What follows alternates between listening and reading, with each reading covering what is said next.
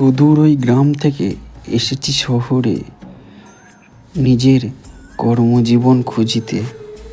আমি বারে বারে হই প্রতারিত, তবু মনোবল রেখেছি মনেতে। দূর থেকে দূরে ছুটে যাই, মনে একটুখানি আশা।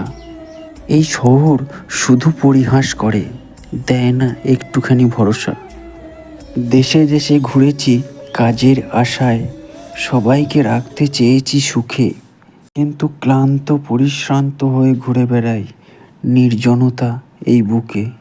কিন্তু এই বেরঙিন শহরে এক ফালি আকাশ কোনো রকমে দেখা যায়। রাত দিন ব্যস্ততায় ঢাকা কংক্রিটের এই শহরে কেমন যেন প্রেমহীন ফ্যাকাশে যান্ত্রিক সব মানুষজন। অন্যদিকে সেই গাছে ঘেরা সবুজ গরিব গ্রাম বেঁচে থাকে শুধুই আশায় আর দীর্ঘ অপেক্ষায়। স্বপ্নের ভ্রমে কেউ কেউ তাকে হারায়, বাকি যারা টিকে থাকে তারা সম্পর্কের সজীবতায় আধুনিকতাকে করে ফানুস। জানি তারাই কি সত্যিকারের মানুষ। চলো আবার দেবতা খুঁজি পথের ধারের নুড়িতে।